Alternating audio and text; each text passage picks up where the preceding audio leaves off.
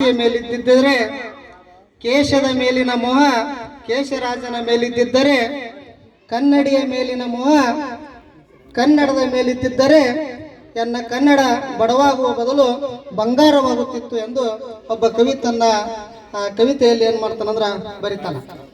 ಈ ಕರ್ನಾಟಕ ಏಕೀಕರಣದ ಹಿನ್ನೆಲೆಯನ್ನ ಹೇಳ್ಬೇಕಂದ್ರ ಏಕೀಕರಣ ಅಂದ್ರೆ ಏನಪ್ಪಾ ಅಂತಂದ್ರ ಹರಿದು ಹಂಚಿ ಹೋಗಿದ್ದನ್ನ ಒಂದು ಗೂಡಿಸುವುದನ್ನ ಏನಂತ ಕರೀತಾರಪ್ಪ ಅಂತಂದ್ರ ಏಕೀಕರಣ ಅಂತ ಹೇಳಿ ಕರೀತಾರ. ನಮ್ಮ ನಿಮ್ಗೆ ಗೊತ್ತೈತೆ 1799 4ನೇ ಆಗ್ಲೋ ಮೈಸೂರು ಯುದ್ಧ ನಡೀತೈತಿ. ಆ ಯುದ್ಧದೊಳಗ ಟಿಪ್ಪು ಸುಲ್ತಾನ್ ಅವ್ರು ಏನ್ ಮಾಡ್ತಾರಂದ್ರ ಹತ್ಯೆ ಆಗ್ತಾರ. ಅಲ್ಲಿ ಟಿಪ್ಪು ಸುಲ್ತಾನ್ ಸೋಲಿಸ್ಲಾಕ ಬ್ರಿಟಿಷರು, ಮರಾಠರು, ನಿಜಾಮ್ರು ಹೈದರಾಬಾದ್ ನಿಜಾಮ್ರು ಇವ್ರು ಮೂರು ಒಂದು ಸಾಮ್ರಾಜ್ಯಗಳು ಕೂಡಿ ಏನ್ ಮಾಡ್ತಾರಂದ್ರ ಹಜರತ್ ಟಿಪ್ಪು ಸುಲ್ತಾನ್ ಏನ್ ಮಾಡ್ತಾರಂದ್ರ ಹತ್ಯೆ ಮಾಡ್ತಾರ.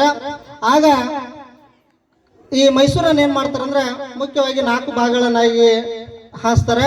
ಒಂದು ಮುಂಬೈ ಕರ್ನಾಟಕ ಅಂತೇಳಿ ಮಾಡ್ತಾರ, ಒಂದು ಹೈದರಾಬಾದ್ ಕರ್ನಾಟಕ ಅಂತೇಳಿ ಮಾಡ್ತಾರ, ಒಂದು ಮೈಸೂರು ರಾಜ್ಯ ಅಂತೇಳಿ ಮಾಡ್ತಾರ, ಇನ್ನೊಂದು ಏನಪ್ಪಾ ಅಂತಂದ್ರ ಮದ್ರಾಸ್ ಪ್ರಾಂತ್ಯ ಅಂತೇಳಿ ಮಾಡ್ತಾರ.